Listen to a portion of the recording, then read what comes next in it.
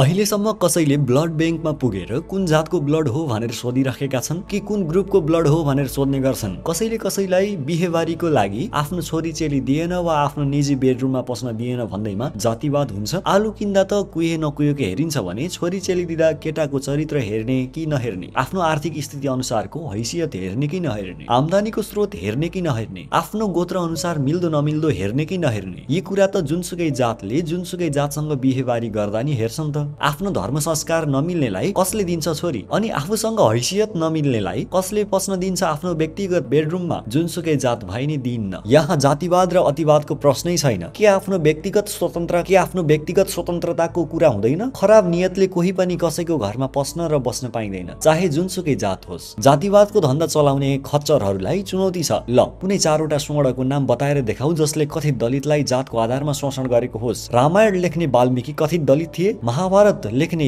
वेदव्यास कथित दलित थिए, श्रीरामले कथित दलित सबरीको जुठो भएर खाए, श्रीकृष्णको सबैभन्दा प्रिय मित्र सुदामा ब्राह्मण भएर पनि गरिब भन्दा गरिब थिए, विश्वको सबैभन्दा ठूलो मन्दिर तिरुपति मन्दिरमा दलित पुजारी छन्, नेपालको कतिपय मन्दिरमा पनि दलित पुजारी छन्। हिन्दू धर्म भारतबाट आएको हो भन्ने र जातिवाद पनि भारतीय हिन्दू संस्कार नै हो भन्ने ठानेर मूर्खहरू त्यही भारतको पटनामा रहेको प्रसिद्ध हनुमान मन्दिरमा परापूर्व कालदेखि नै दलित नेपालको इतिहास हेर्दा थाहा हुन्छ। पृथ्वीनारायण शाहलाई नेपाल राज्यको एकीकरण गर्न सल्लाह दिने र एकीकरण गर्नको निम्ति खर्च जुटाउन 1 रुपैयाँ राजस्व उठाउने जुक्ति सिकाउने विषय नगर्ची दलित नै थिए, जसको कारण आज हामी सबैले नेपाली हुने सौभाग्य पाएका छौँ। शाह राजाहरूले कथित दलितलाई शोषण गरेका थिएनन्, बरु राज्य सञ्चालनको प्रमुख सल्लाहकार राखेका थिए भन्ने प्रमाण विषय नगर्ची होइन र नेपाल एकीकरण पश्चात पृथ्वीनारायण शाहले कथित दलित समुदायका विषय नगर्चीलाई आर्थिक सल्लाहकारका रूपमा नियुक्त गरेको थिए भन्ने प्रजातन्त्रवादी नेता बीपी कोइरालाले धनमान सिंह परियारलाई पार्टी महामन्त्रीका रूपमा र राजा महेन्द्रले हिरालाल विश्वकर्मालाई गरिमामय शिक्षा मन्त्री पदमा नियुक्ति दिएका होइनन् र? अनि जातको पसल थापेर डलरको व्यापार गर्ने जातका व्यापारीहरूले विगत 72 वर्षदेखि के को